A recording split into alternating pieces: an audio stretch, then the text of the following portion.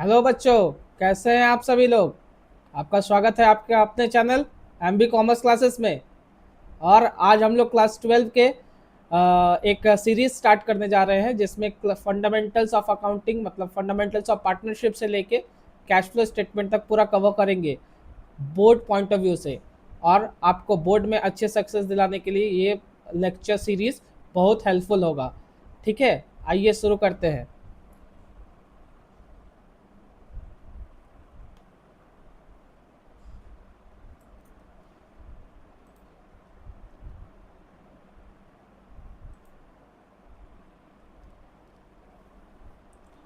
तो आपने क्लास 11 पास कर लिया होगा और आपने क्लास 11 में फाइनल अकाउंट सीखा होगा।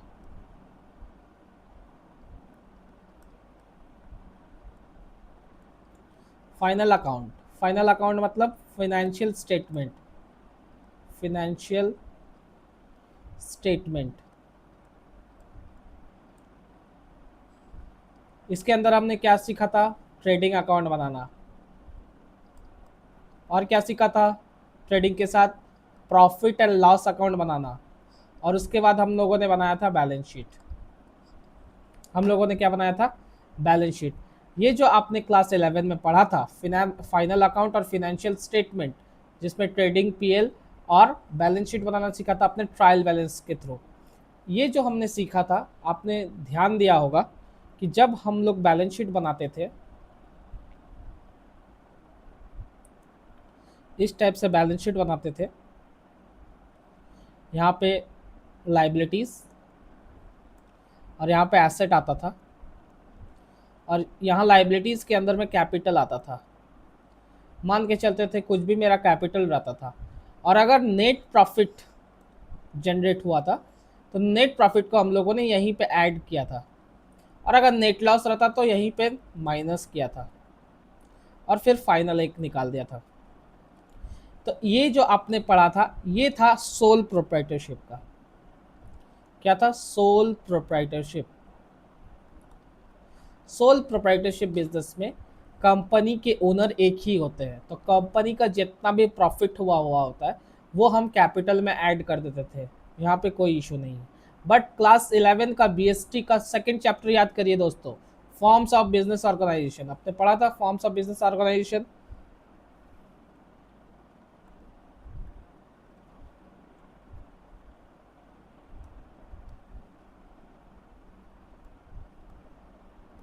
Forms of business organisation,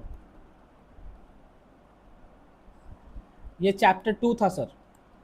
chapter 2 के अंदर में आपने पढ़ा था कि कितने तरह के बिजनेस होते हैं।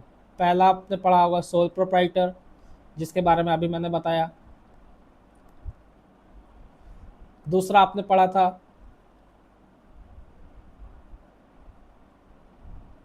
पार्टनरशिप।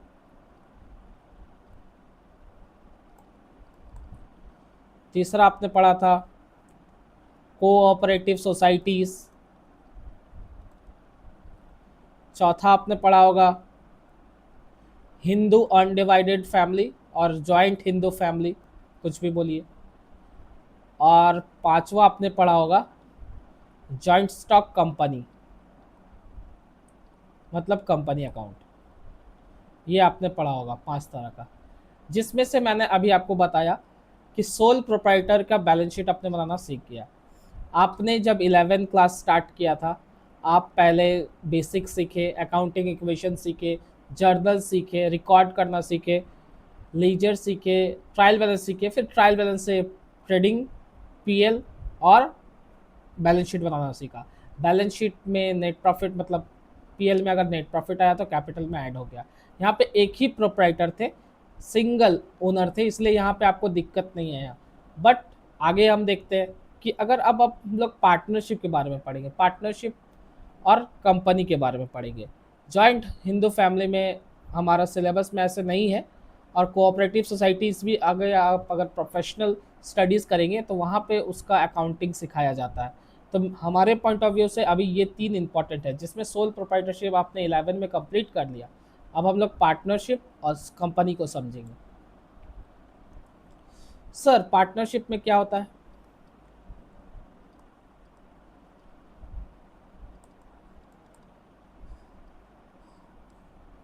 पार्टनरशिप में भी बिजनेस ही होता है।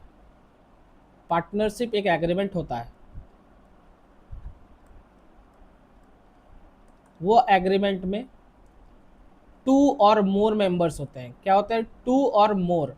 एक पार्टनर कभी भी पार्टनरशिप फॉर्म क्रिएट नहीं कर सकता। एक से ज़्यादा लोग होते हैं तो बोलते हैं कि आओ भाई हम लोग पार्टनरशिप करके, मतलब 2 से 3 लोग अगर होंगे तो पार्टनरशिप करके एक बिजनेस चलाते हैं, जिसको बोलते हैं पार्टनरशिप फर्म। इसी को बोलते हैं पार्टनरशिप फर्म। ये क्या होता है कि एग्रीमेंट होता है दो और मोर पार्टनर्स के बीच में। किसके लिए? To carried out business.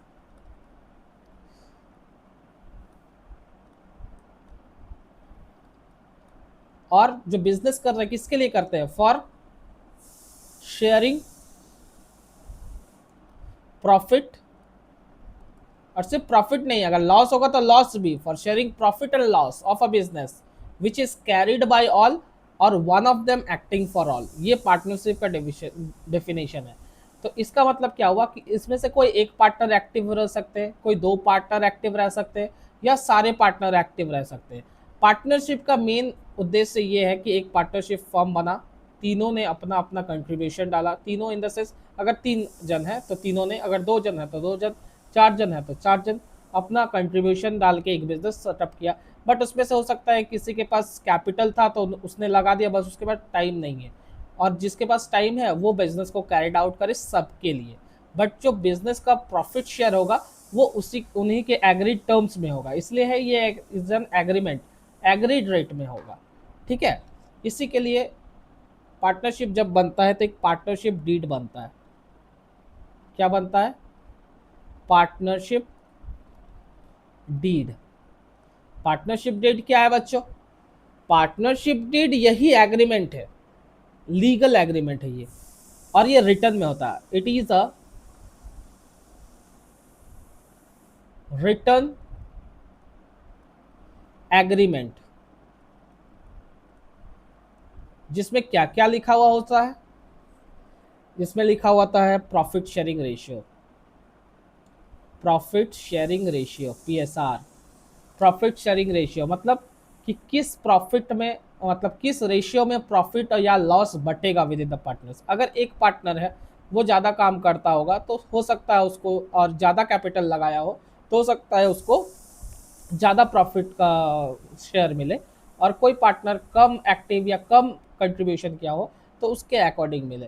तो जो भी एग्रीड रेट है हो सकता है इक्वली मिले, तो वो कहाँ लिखा हुआ होता है? यहाँ पे पार्टनरशिप डीड के अंदर में, पीएसआर। पीएसआर में लिखा हुआ होता है, पार्टनरशिप डीड में पीएसआर लिखा हुआ था, प्रॉफिट शेयरिंग रेशियो। दूसरा क्या होता है कि कोई भी रेमुनरेशन अगर मिलेगा पार्टनर को, ये सब लिखा हुआ रहता है पार्टनरशिप डीड का। मतलब जनरली ये टर्म्स एंड कंडीशन जो भी होते हैं पार्टनरशिप डीड के अंदर में लिखे जाते हैं।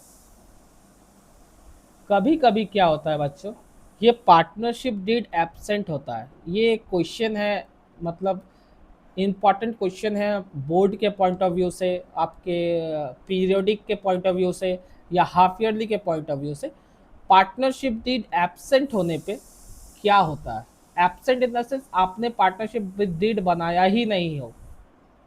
आपने क्या किया? पार्टनरशिप डीड बस एक कंस्ट्रक्ट कर लिया पार्टनरशिप और एग्रीड हो गए अपने में कि चलो हम लोग बिजनेस करते हैं, और आपने कोई लीगल डॉक्यूमेंट एग्रीमेंट नहीं बनाया रिटर्न फॉर्म में, तो उसको बोलते हैं कि पार्टनरशिप डीड का एब्सेंट होना। तो पार्टनरशिप डीड जब एब्सेंट होता है तो उसका उसका कुछ कॉन्सिक्वेंसेस है। वो क्या है?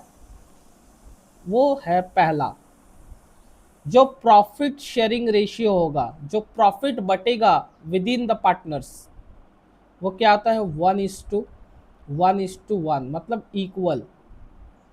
4 पार्टनर रहे तो 1:1:1, एक 2 पार्टनर है तो 1:1, इक्वल रहेगा।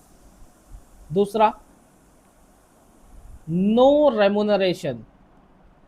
रेमुनरेशन का क्या मतलब होता है कि कोई भी एक्स्ट्रा पैसा पार्टनर को नहीं मिलेगा, ना कोई सैलरी मिलेगा, ना ही कोई कमीशन मिलेगा, कुछ नहीं मिलेगा, no.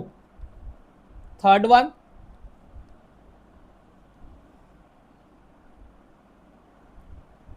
No interest on capital और नो इंटरेस्ट ऑन ड्राइंग, ना कैपिटल पे इंटरेस्ट मिलेगा ना इंटरेस्ट ड्राइंग पे इंटरेस्ट चार्ज किया जाएगा। और फोर्थ है,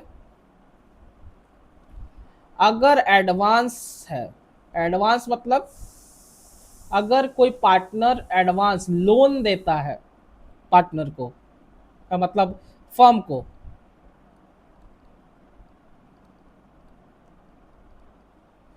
उस पे इंटरेस्ट मिलेगा 6%।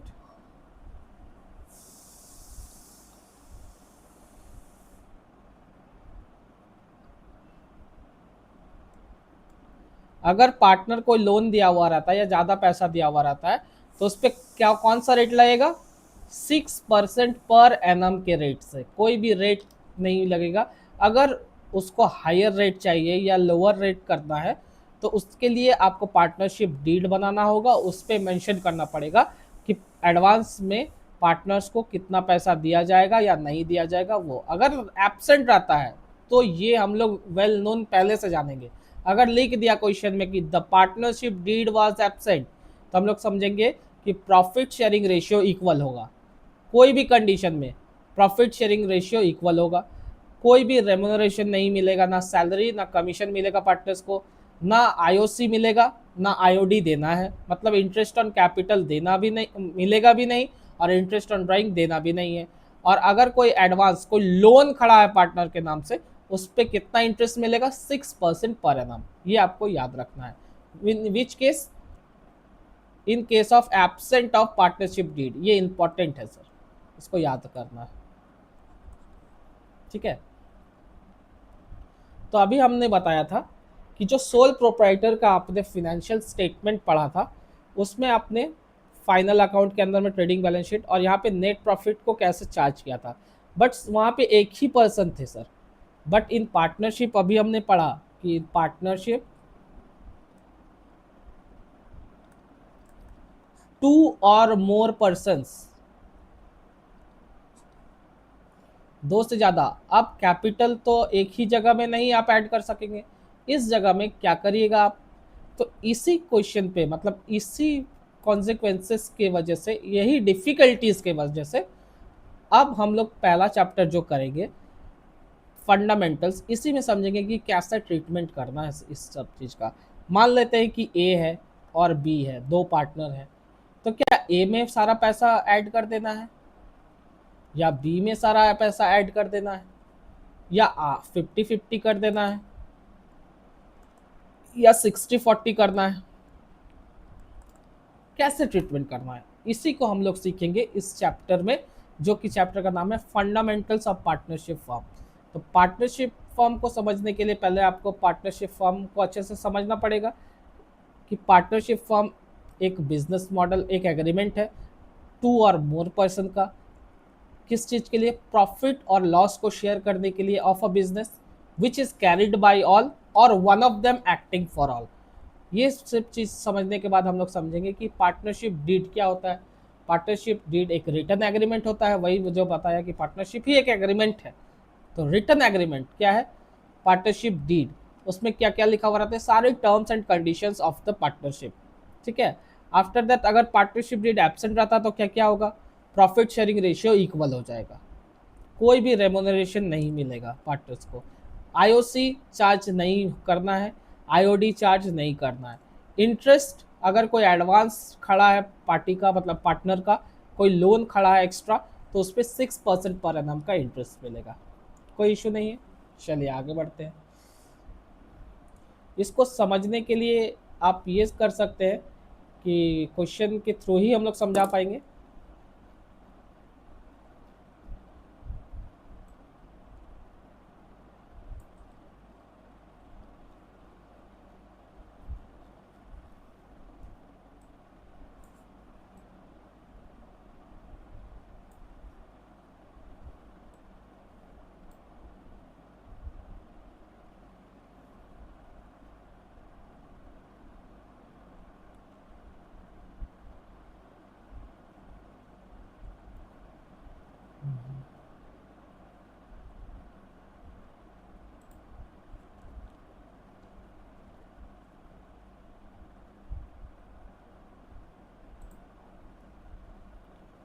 हम लोग एनसीईआरटी का एक क्वेश्चन लेते हैं।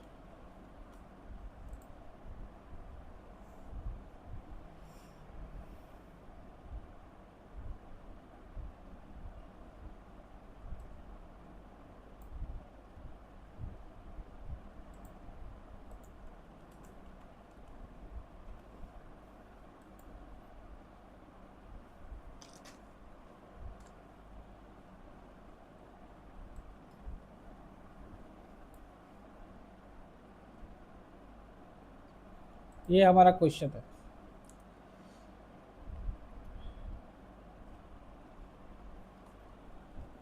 क्वेश्चन क्या बोलता है पहले रीड कर लेते हैं। इलस्ट्रेशन 2, ये किस चीज का इलस्ट्रेशन है? एनसीईआरटी का। ठीक है। Amit, Babu and Charu,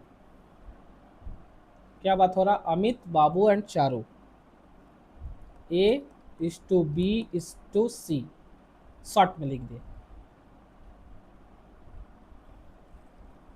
setup a partnership firm,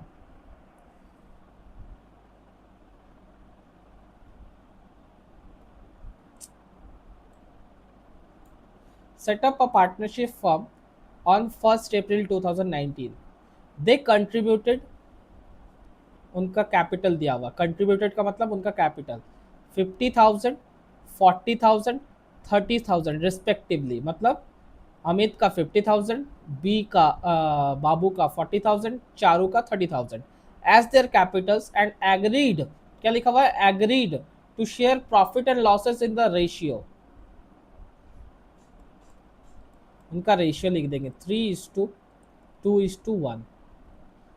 Amit is to be paid salary, Amit को क्या मिलेगा? सैलरी मिलेगा 1,000 per month.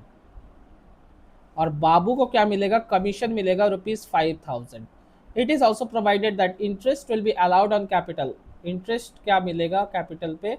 6% per annum. The drawings for the new और फॉर द ईयर अमित, मतलब उन्होंने ड्राइंग्स किया, मतलब उन्होंने पर्सनल यूज के लिए कंपनी से या फर्म से पैसे निकाल लिए, ड्राइंग्स। अमित कितना? 6,000, बाबू कितना? 4,000, चारू कितना? 2,000। Interest on drawing ₹270 was charged on Amit's drawing. मतलब अमित का आईओडी कितना है? 270, 180 बाबू का है, 180 on Babu's drawing and 90 on Charu's drawing. The net profit as on profit and loss account for the year ended 31st March 2020 is 35,660. Prepare the profit and loss appropriation account to show the distribution of profit among the partners. समझ गए कि PL appropriation बनाना है, मतलब profit को बांटना है। Appropriation का मतलब डिस्ट्रीब्यूशन ऑफ प्रॉफिट, सही सही जगह पहले प्रॉफिट को बांटेंगे। आइए समझते हैं कैसे करेंगे। इस क्वेश्चन में एक अच्छा है कि आपको आईओडी निकालना नहीं है, निकाल के दे दिया गया है आपको रेडीमेड। ओके,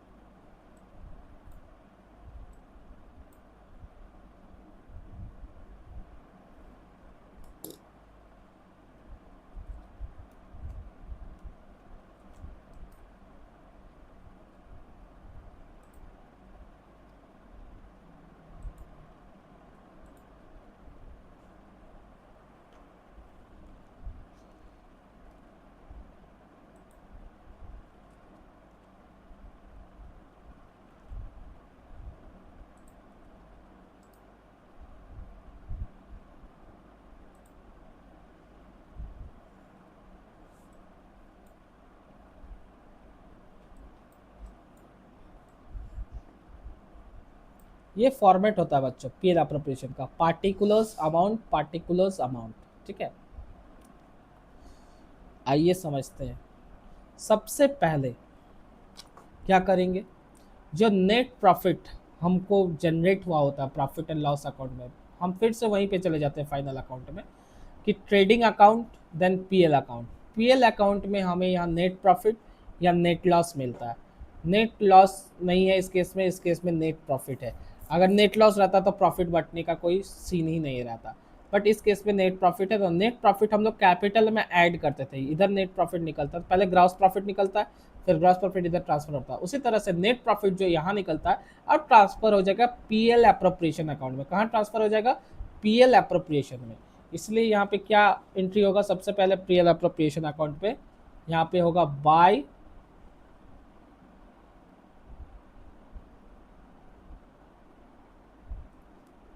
नेट प्रॉफिट या बाय पीएल अकाउंट, और ब्रैकेट में आप लिख सकते हैं नेट प्रॉफिट। ठीक है, by PL account net profit कितना? 35,660, 35,660। अमाउंट में कितना मेंशन कर दिया? 35,660।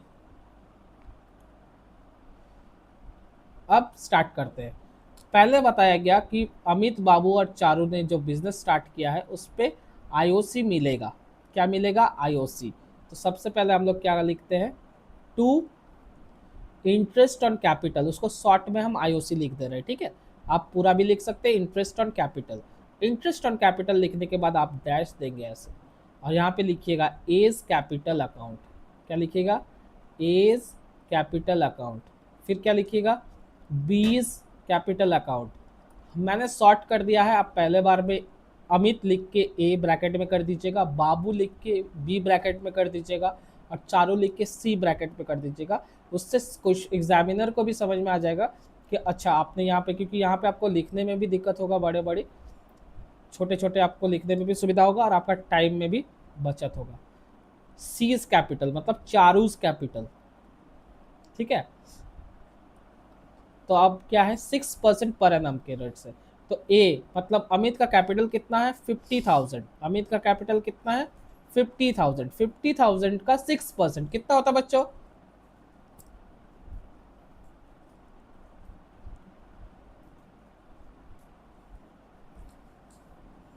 3,000 होता है। कितना होता है? 3,000।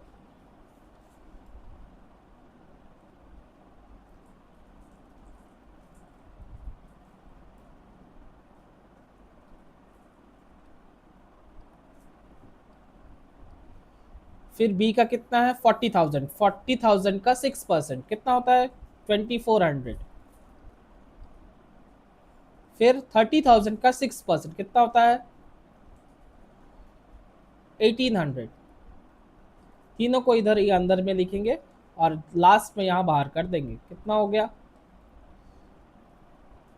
24, 42, 72, 7,200 रुपये।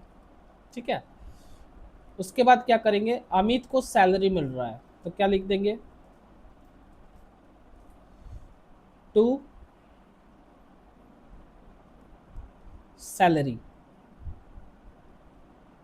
उसके बाद क्या लिख देंगे? As capital. अमित को मिल रहा है एज कैपिटल कितना मिल रहा है? 1,000 पर मंथ, मतलब साल में 12 × 1 मतलब 12,000 रुपया। तो आप इसको डायरेक्ट बाहर भी लिख दे सकते हैं क्योंकि एक ही बंदे का है। उसके बाद क्या है?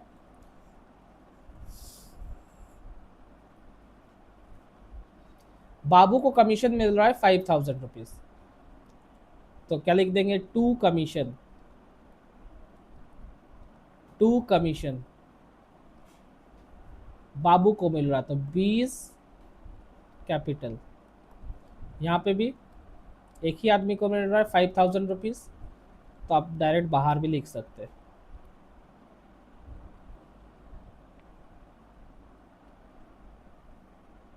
उसके बाद क्या है? इंटरेस्ट ऑन ड्राइंग इधर आता है, इंटरेस्ट ऑन कैपिटल इधर मिलता है, यहाँ पे इंटरेस्ट ऑन ड्राइंग। फर्म का प्रॉफिट हो गया, फर्म का इनकम है interest on drawing.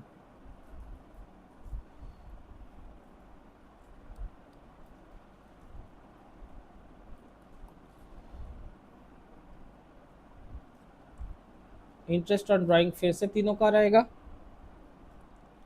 A is capital, B is capital account and C is capital account, ठीक है। तो यहाँ पे निकालना नहीं पड़ेगा, हम लोग को निकाला हुआ है।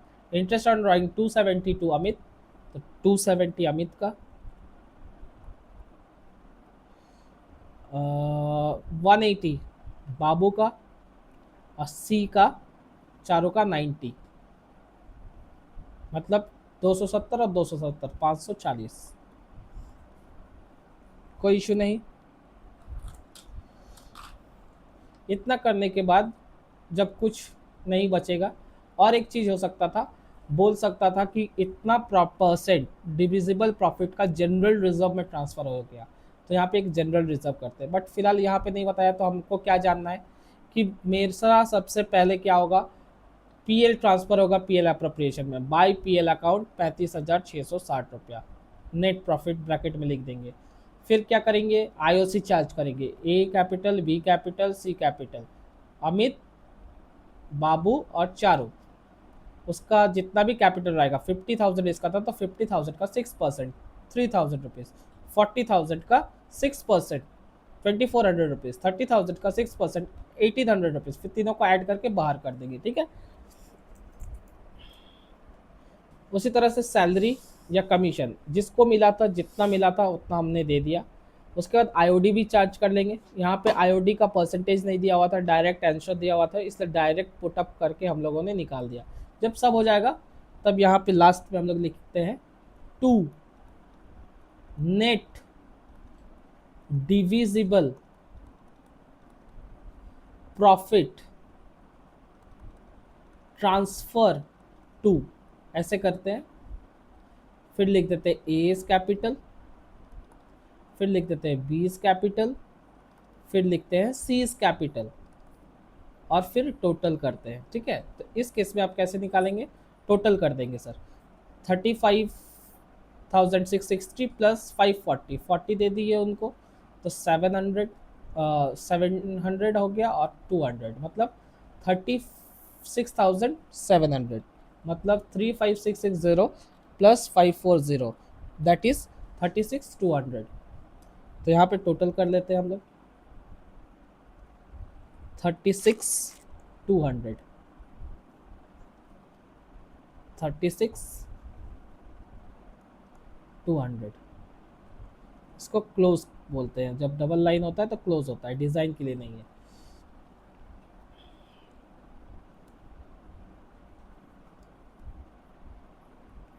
Thirty six two hundred.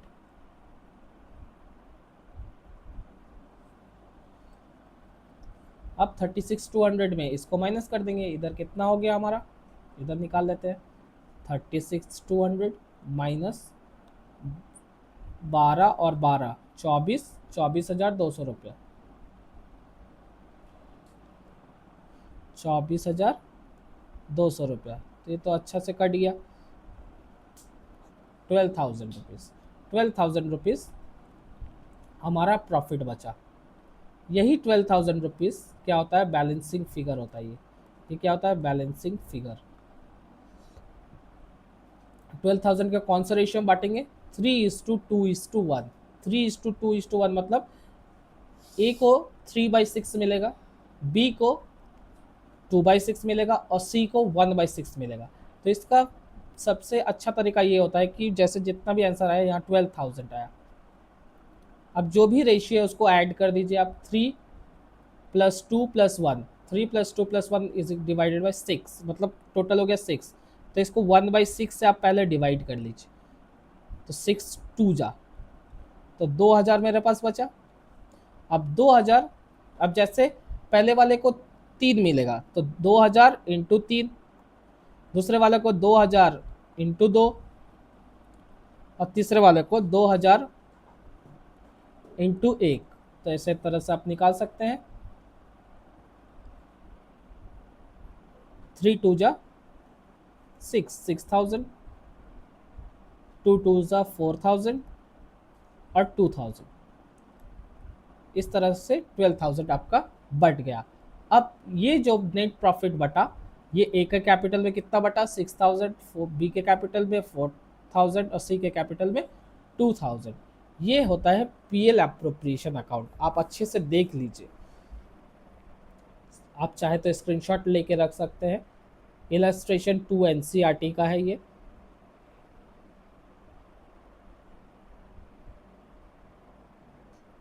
कभी भी पहले मत लिखिए, पहले समझने का कोशिश करिए, फिर स्क्रीनशॉट लेके आप अपने बाद में लिख लीजिए, ठीक है। आगे बढ़ते हैं।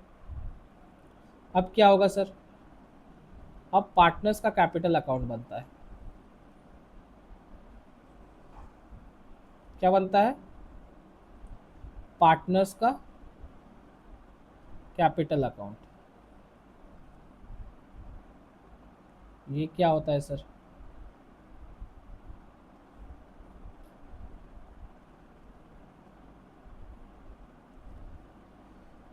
पहले पीएल अप्रोप्रिएशन बना, फिर पार्टनर्स का कैपिटल अकाउंट बनता है। इसको बोलते हैं पार्टनर्स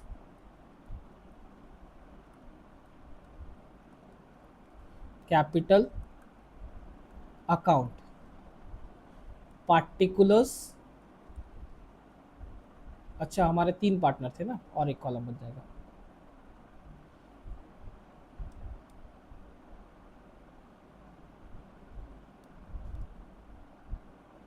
डेबिट साइड में ज़्यादा एंट्री नहीं रहता है, थोड़ा छोटा भी कर सकते हैं आप।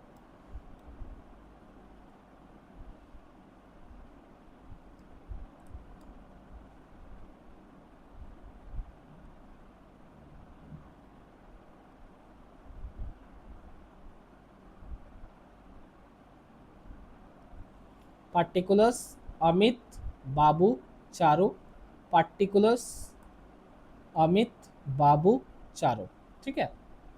अब सबसे पहले पार्टनर्स कैपिटल बनाने के लिए हमको क्या चाहिए? बैलेंस।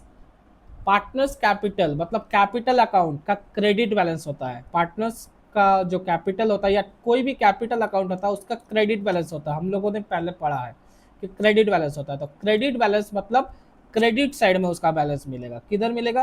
क्रेडिट साइड में। तो आइए देखते हैं कि कितना है। ये जो है सर 50,000, 40,000 और 30,000 यही ओपनिंग बैलेंस है। इसको क्या बोलते हैं हम लोग? Opening balance. इसको क्या बोलते हैं? Opening balance. उसको कैसे डिनोट करते हैं कैपिटल में? लेजर अकाउंट के अंदर में बाय बैलेंस बीडी। कैसे लिखते हैं? By balance BD. कितना? 50,000, 40,000 एंड 30,000।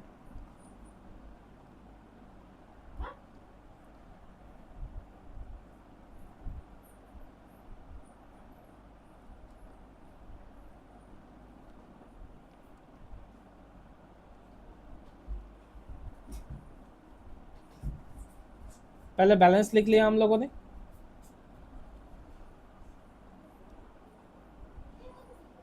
फिर क्या है? आईओसी। अब जैसे एक तरह से आप देख सकते हैं कि इधर में आईओसी कैपिटल में क्रेडिट हुआ है। आईओसी क्या हुआ है? क्रेडिट। और इधर में क्या हुआ है? आईओडी डेबिट में, ठीक है।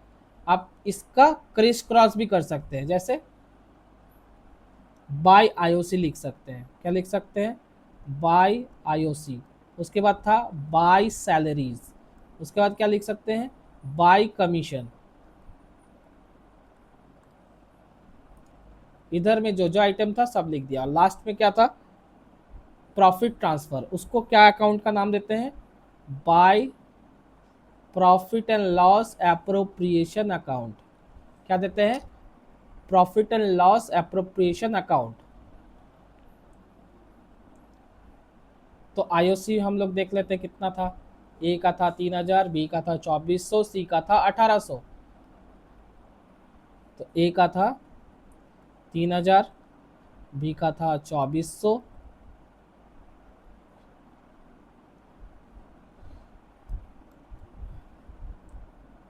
और इसका था 1,800। सैलरी ए के लिए मिला था। सैलरी सिर्फ ए को मिला था। कितना? 12,000। सैलरी सिर्फ ए को मिला था, तो ए के कॉलम में 12,000 डालेंगे और यहाँ पे कुछ नहीं। तो सैलरी 12,000 सिर्फ एक को ही मिला था, इसलिए सैलरी सिर्फ एक को ही मिला। फिर कमीशन किसको मिला था? सिर्फ बी को मिला था, इसलिए कमीशन सिर्फ किसको मिला? बी को। कितना? 5,000 रुपीज। फिर पीएल अप्रोप्रिएशन तीनों में डिस्ट्रीब्यूट हुआ प्रॉफिट। कितना? 6,000, 4,000, 2,000। 6,000, 4,000 और 2,000। इधर का सारा आइटम हो गया। अब इधर सिर्फ एक ही आइटम बचा जो कि है आईओडी। तो इधर में क्या लिख देंगे? To IOD. बट यहाँ पे ध्यान देना है, यहाँ पे सबसे बड़ा मिस्टेक और एरर होता है, ओमिशन एरर होता है यहाँ पे। ये आईओडी पहले हम लोग लिख देते हैं, टू आईओडी। 270, 180, 90, 270, 180 और 90। ठीक है। यहाँ पे ड्राइंग लिखना भूल जाते हैं, तो यहाँ पे क्या आता है? To drawings. यहाँ पे ड्राइंग्स सब भूल जाते हैं, ये बहुत बड़ा मिस्टेक पॉइंट है, बट आपको ध्यान देना है। ड्राइंग मतलब कौन सा sir? The drawings for the year ended. Amit कितना निकाल लिया? 6,000। बाबू कितना निकाल लिया? 4,000। और चारों कितना निकाल लिया? 2,000। इसको भी यहाँ पे मेंशन करते हैं।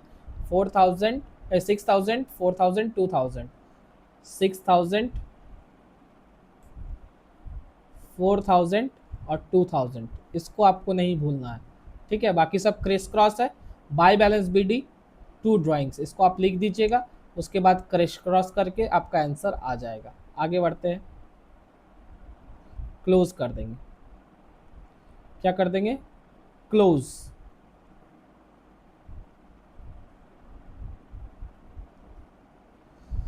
$53,000, 12,000, 15,000, 65,000 और 6,000, 71,000। ये 40,000 और 9,000, 49,000, 51,400। 30,000 और 2,000, 32,000 और 33,800। तो यहाँ लिख देंगे 71,000, यहाँ लिखते हैं 51,400 और फिर यहाँ लिखते हैं 33,800। इस पे से इसको माइनस करके जो आंसर आता है उसको क्या लिखते हैं सर? To balance CD। इसको बोलते हैं बैलेंसिंग फिगर, ठीक है। तो 71,000 माइनस 6,270, तो कितना आ गया? 64,730। कितना आ गया? 64,730। फिर बी का कितना है सर? 51,400 माइनस 4,180, कितना आ गया? 47,220। फिर कितना है? 33,800, 33,800 माइनस 2,090, दैट इज 31,710। बस यही आपका आंसर है सर। यही है PL appropriation account chapter 1 fundamentals. Fundamentals का पहला क्वेश्चन। एनसीईआरटी का इलस्ट्रेशन 2 था। हमने समझा अमित, बाबू और चारू बिजनेस करते हैं 3:2:1 रेशियो में। उनका ये कैपिटल कंट्रीब्यूशन था 50, 40 और 30। उसके बाद उन्होंने पीएल अप्रोप्रिएशन की मदद से अपना प्रॉफिट बांटा। कैसे? पहले प्रॉफिट को ट्रांसफ़र किया इधर बाय पीएल नेट प्रॉफिट 35,600। फिर आईओसी 6% पर रेट था। 50,000 का 6%, 40,000 का 6%, 30,000 का 6%, तीनों निकाल के यहाँ पे ऐड किया। सैलरी सिर्फ एक को मिला था 1,000 पर मंथ करके, इसलिए 12 इंटू 1,000 12,000। कमीशन से बी को मिला था 5,000। और फिर जो भी बचा यहाँ पे आईओडी हमको निकाल दिया गया था, इसलिए आईओडी ए का 270, बी का 180 और सी का 90 यहाँ पे दे दिया गया था। उसको हम लोगों ने लिख के ऐड कर दिया। इधर टोटल किया तो 36,200 आया। फिर इसको इधर ट्रांसफ़र किया, उससे ये सबको माइनस किया। तो बैलेंसिंग फिगर में क्या लिखते हैं? To net divisible profit transfer to, एक कैपिटल, 20 कैपिटल, 6 कैपिटल। 12,000 लिख के हमने बांट दिया 3:2:1 रेशियो में। कैसे बांटते हैं हमने यहाँ पे सीखा कि पहले टोटल अमाउंट को 6 से डिवाइड कर दिए, फिर जितना भी है उससे इंटू कर दिए, ठीक है। उसके बाद बनता है partners capital. By balance BD सबसे पहले लिखते हैं क्वेश्चन से, यहाँ पे मिलेगा by balance BD, by balance BD 50 40 30, और उसी टाइम आप ड्राइंग्स भी लिख दीजिए। ड्राइंग्स कितना है 6000 4000 2000, टू ड्राइंग्स यहाँ पे लिख दीजिए। यहाँ पे ब्लाइंड स्पॉट है, सब भूल जाते हैं। फिर इधर का इधर और इधर का इधर, आईओडी का इधर लिखना है और IOC salary commission net divisible profit को इधर लिखना है। फिर सबको टोटल करिएगा, इधर से माइनस करिएगा, जो भी आंसर आएगा उसको क्या बोलते हैं, to balance CD, balancing figure. यहाँ बीडी ब्रॉट डाउन, यहाँ कैरिड डाउन। 6000 64,730, 47,220 एंड 31,710। तो आज का वीडियो यहीं तक रखते हैं बच्चों। आगे क्या करेंगे हम लोग, इसका और भी क्वेश्चंस करेंगे, इसका जर्नल एंट्री सीखेंगे हम लोग नेक्स्ट लेक्चर्स में, नेक्स्ट वीडियो में। क्योंकि अभी जर्नल एंट्री पढ़ा दूंगा तो आपके लिए थोड़ा हेक्टिक हो जाएगा समझना। आप इसको थोड़ा अच्छे से देख के समझ लीजिए। नेक्स्ट क्लास में हम जर्नल करेंगे और थोड़ा और टिपिकल टाइप के क्वेश्चंस करने का कोशिश करेंगे। ठीक है, अगर आपको वीडियो अच्छी लगी हो तो लाइक करिएगा, चैनल को सब्सक्राइब करिएगा और सीरीज़ के साथ बने रहिएगा। आपका बोर्ड एग्जाम का सारा प्रॉब्लम इसी लेक्चर सीरीज में मिल जाएगा। ठीक है बच्चों, hope you like this video, kindly share, subscribe to the channel. Thank you.